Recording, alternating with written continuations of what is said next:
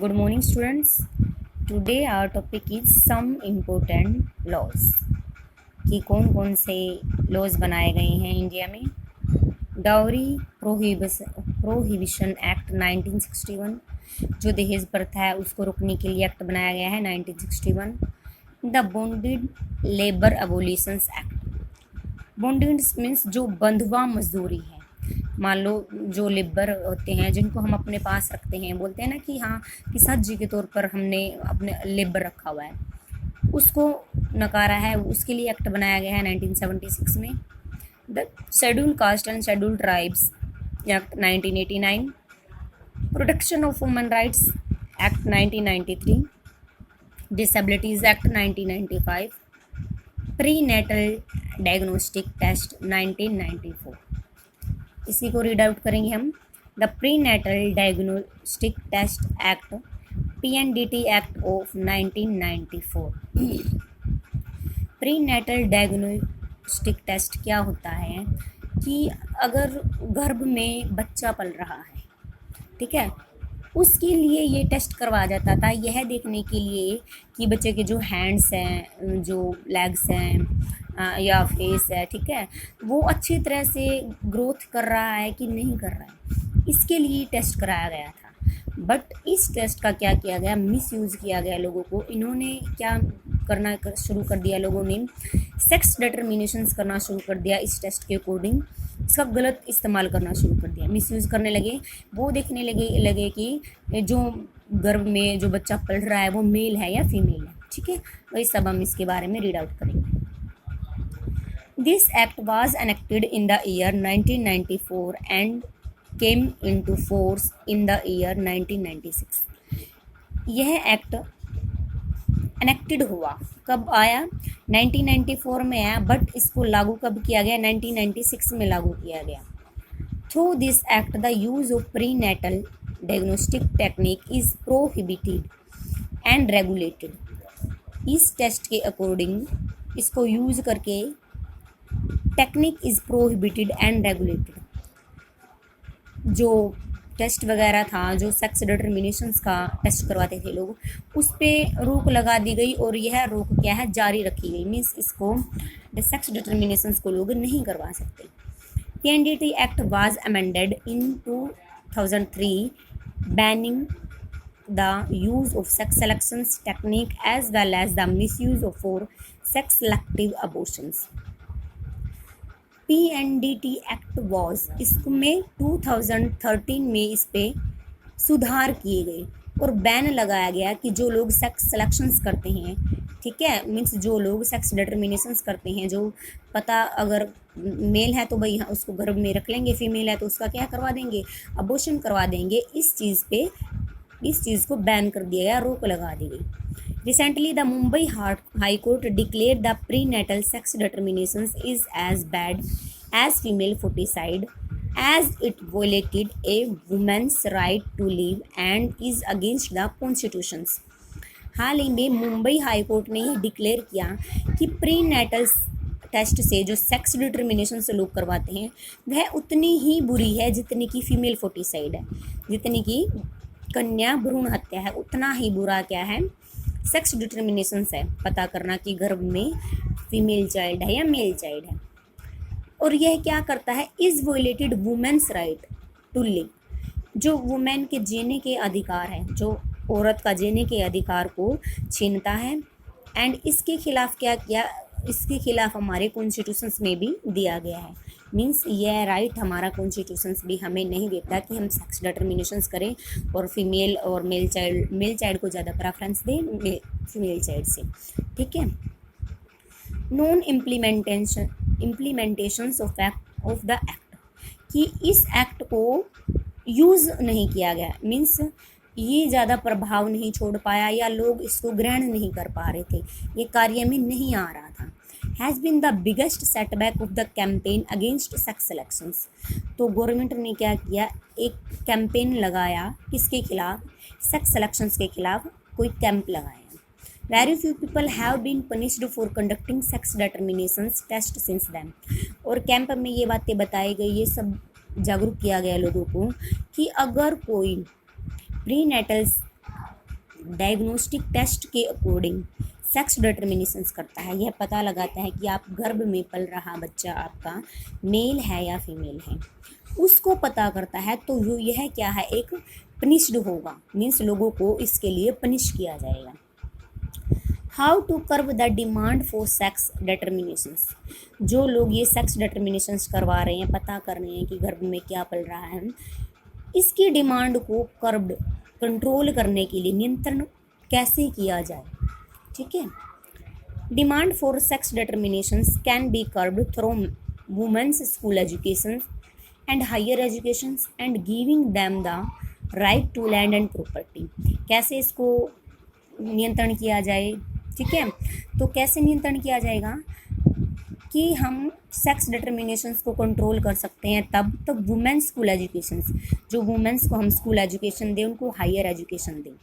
Giving the right to land and property, father की property में लिया लैंड का उनको राइट्स दे और प्रॉपर्टी का उनको राइट्स दे, तभी हम इस चीज़ पे कंट्रोल कर सकते हैं। State in the north east and in Kerala where women have been right these rights have a better sex ratio than other states. जो इन्होंने एक स्टेट का एग्जांपल दिया है केरला के, कि केरला में जो सेक्स रेशो है वो इक्वल है, ठीक है, मीन्स ज़्यादा डिफरेंस नहीं है। क्यों? क्योंकि वहाँ पे वुमेन्स को ये सारे राइट्स दिए गए हैं, स्कूल एजुकेशन दी जाती है, हायर एजुकेशन दी जाती है, right to land and properties है उनके पास। ठीक है, case study dowry prohibitions act 1961 की जो दहेज प्रथा है, इसको रोकने के लिए एक्ट पारित किया गया था 1961 में। Dowry is one of the greatest social evil which have been going on the India for centuries।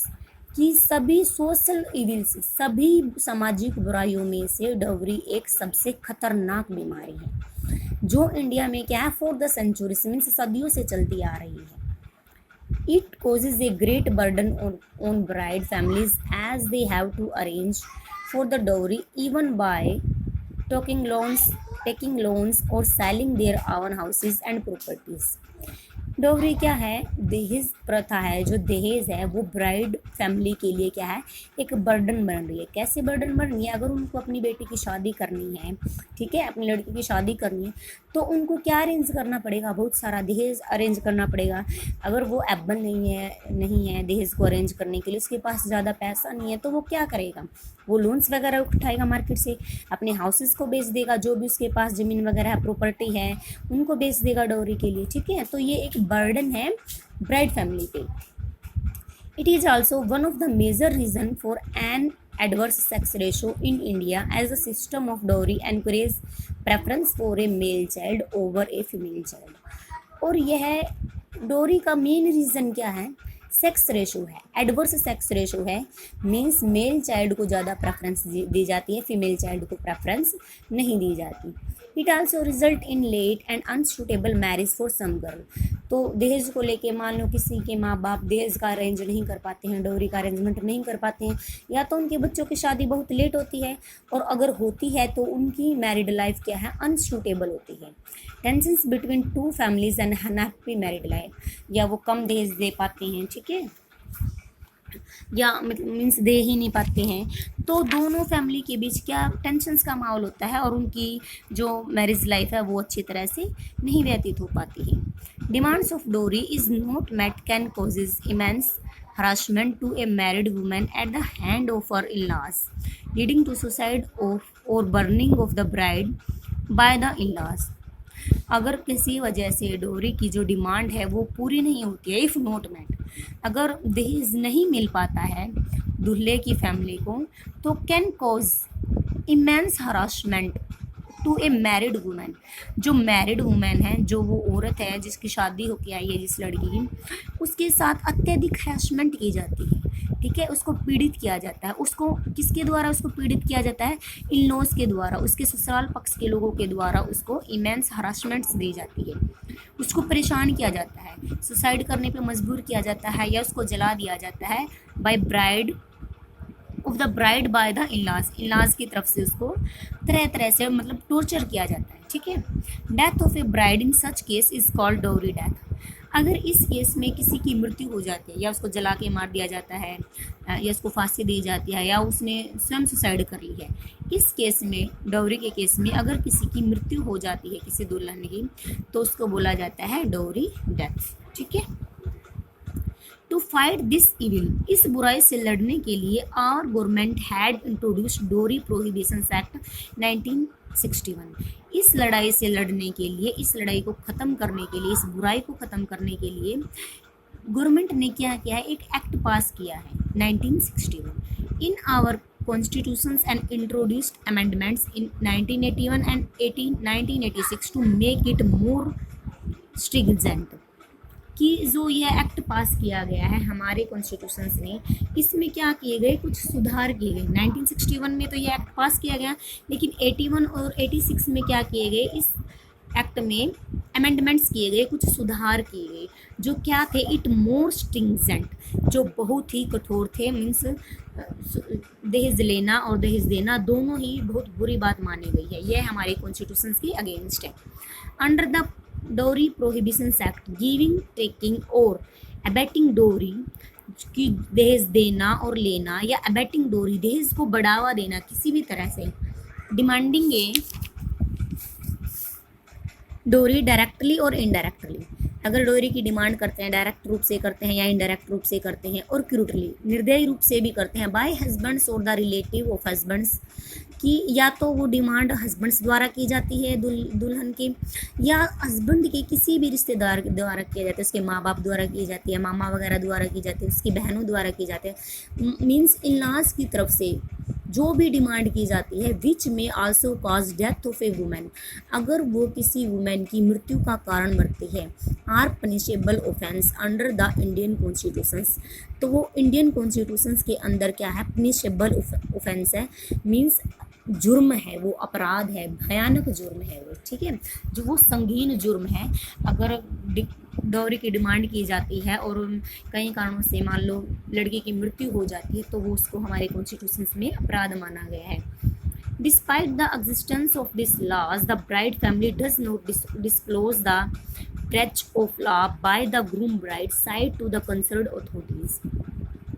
भले ही हमारे कॉन्स्टिट्यूशंस ने ये लॉ जारी किया है, ये लॉ अपनाया है डोरी का, फिर भी जो ग्रूम साइड है, जो दूल्हे के पक्ष के लोग हैं, वो इसको नहीं मान रहे हैं। ब्रीच ऑफ लॉज, इस लॉ का क्या कर रहे हैं, वो उल्लंघन कर रहे हैं। क्या करने के लिए, कंसर्न्ड अथॉरिटीज़ मीन्स वो दहेज पाने के लिए इस लॉ का क्या कर रहे हैं, उल्लंघन कर रहे हैं। Thus the dowry system continue to grow unchallenge, इस प्रकार जो ये डोरी सिस्टम है, दहेज लेना और देना, लगातार क्या है, बढ़ता ही जा रहा है और हमारे सामने क्या है, एक चुनौती के रूप में खड़ा है। The young boys and girls in India must fight for abolitions of dowry system, अगर हमने इस डोरी सिस्टम को ख़त्म करना है तो यह ज़रूरी है, जो यंग गर्ल्स एंड बॉयज़ हैं उनको इसके खिलाफ खड़ा होना पड़ेगा।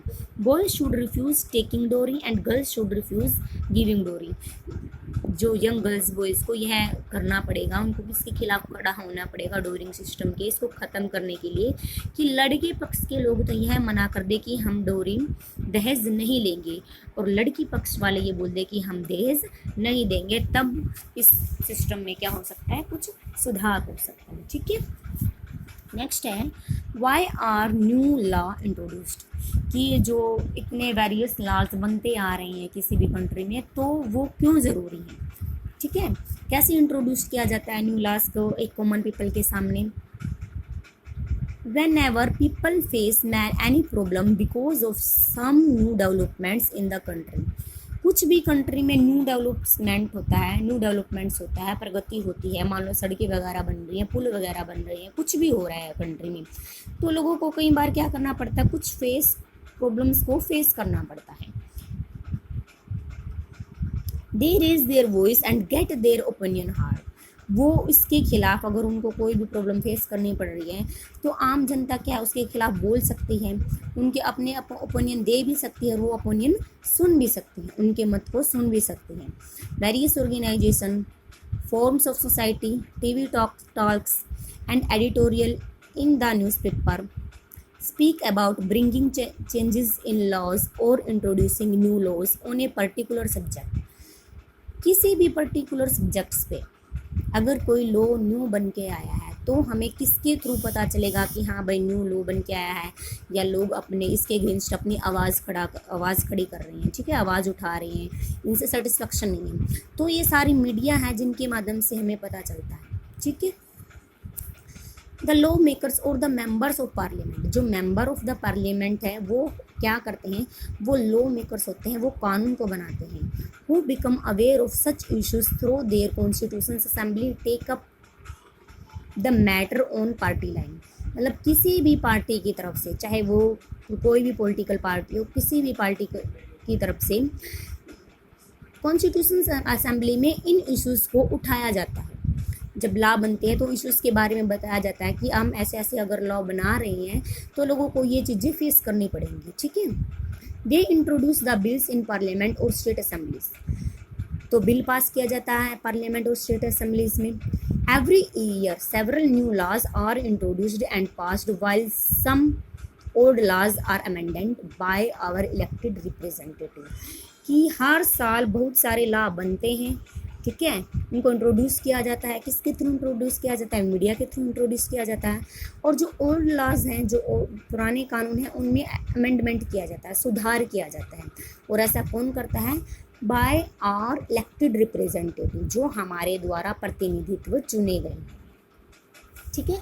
लॉज एंड डिसेंडेंट, कि जो कानून बनाए गए हैं वो हमारे लिए ठीक भी हैं या नहीं है, डिसेंडेंट उनके प्रति क्या है, अगर वो हमारे लिए ठीक नहीं है, हम सेटिस्फेक्शन नहीं है, असंतोष है, असहमति है, तो उस केस में क्या होगा। If a law goes against the interest of the people और वोलेट्स देयर फ्रीडम, अगर लॉ क्या है, लोगों के खिलाफ है, लोगों के इंटरेस्ट के अगेंस्ट हैं, ठीक है, वो उनके फ्रीडम को वोलेट्स कर रहे हैं, फ्रीडम को छीन रही हैं, then people protest against it to show their dissent, तो इसके खिलाफ लोग क्या कर सकते हैं, शो देयर डिसेंट, अपनी असहमति जता सकते हैं। देयर डिससेटिस्फेक्शन और protest is expressed through peaceful march, इसकी जो अशांति है उसको, अशांति को कैसे जताते हैं, पीसफुल मार्च निकालते हैं, वोलेंट प्रोटेस्ट करते हैं, विरोध जताते हैं, स्ट्राइक्स करते हैं, नॉन कोऑपरेशन एक्सेट्रा, असहयोग जताते हैं, ठीक है।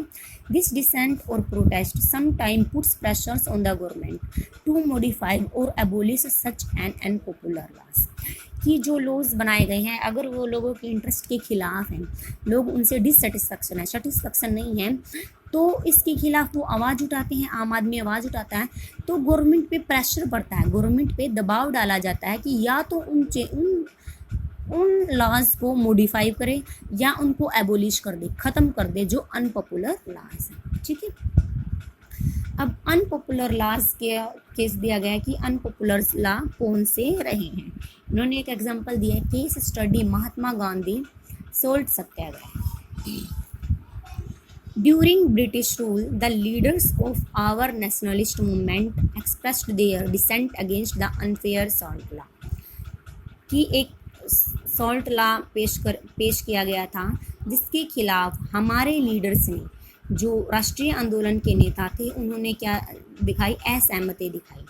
The 1882 salt act gave the British a monopoly on the collection and manufacture of salt, क्या लॉ था ये ऐसा लॉ पास किया गया था ब्रिटिश रूलर ने, ठीक है, कि जो नमक को कलेक्शन करने का और उसको बनाने की मोनोपोली सिर्फ ब्रिटिश के पास है, मीन्स ये राइट ब्रिटिश लोगों के पास है, जो नमक बना सकते हैं वो सिर्फ ब्रिटिश लोग ही बनाएंगे, इंडियन लोग नहीं बनाएंगे। इसके खिलाफ एक एक्ट पास किया गया जिसको बोला गया Mahatma Gandhi salt Satyagraha. Even though salt was freely available to people living on the coast by evaporation of sea water, तो नमक कैसे बनता है, सी की इवापोरेशन से बनता है, सी वाटर की। जो सी वगैरह के आसपास किनारे पे रह रहे हैं, जो समुद्र के आसपास किनारे पे रह रहे हैं, तब की लोगों को जो सोल्ट है वो फ्री में अवेलेबल था। बट अब क्या है, मोनोपोली ब्रिटिश सरकार की हो गई, वो कह रहे हैं कि आपको भाई नमक बनाने का और उसको इकट्ठा करने का कोई राइट्स नहीं है। They were forced to buy it from the British government who levied a tax, salt tax on them. British government ने क्या किया, लेविड लगा दिया, टैक्स सोल्ट लगा दिया। अगर आपको टैक्स प्राप्त, अगर आपको सोल्ट लेना है या बनाना है, प्राप्त करना है, तो आप पहले क्या करोगे, टैक्स पे करोगे, ठीक है। या आपको किससे परचेज करना पड़ेगा, ब्रिटिश गवर्नमेंट से परचेज करना पड़ेगा। The British prohibited Indians from making their on salt. Violations of the salt act was a criminal offence. जो भी इसका सॉल्ट एक्ट का वायलेशंस करेगा, उल्लंघन करेगा, वो क्या माना जाएगा, क्रिमिनल ऑफेंस माना जाएगा, एक जुर्म माना जाएगा, अपराध माना जाएगा। In 1930, decided to protest against the salt law by violating it.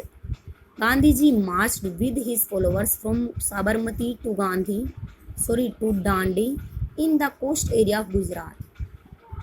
इसके खिलाफ गांधी जी ने इसके खिलाफ अपनी आवाज़ उठाई और इस एक्ट को तोड़ने के लिए, सोल्ट एक्ट बाय वोलेटिंग इट, इस एक्ट को तोड़ने के लिए गांधी जी ने एक मार्च निकाला अपने फॉलोअर्स के साथ, जो कहाँ से कहाँ तक था, साबरमती टू दांडी में इन्होंने पैदल यात्रा की थी, कोस्ट एरिया ऑफ गुजरात तक। इन Dandi Gandhi ji symbolically broke the salt law by producing or picking up a handful of salt from the seashore without paying the tax.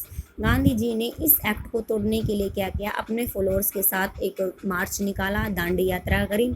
तो इन्होंने समुद्र के किनारे जाके बिना टैक्स किए अपने हैंड में क्या उठा लिया, नमक उठा लिया। क्या करने के लिए, सिर्फ इस कानून को तोड़ने के लिए, जैसा कि पिक्चर में दिखाया गया है। This historic march based upon Gandhi ji principle of non violence is also known as Dandi march और सॉल्ट सत्याग्रह। इस सिद्धांत को क्या बोला गया, दांडी मार्च या सॉल्ट सत्याग्रह के नाम से जाना जाता है। It was a part of the civil disobedience movement. और यह जो मूवमेंट है ये किसका पार्ट था, ठीक है, सिविल डिसओबीडियंस मूवमेंट का पार्ट था, जो सिविल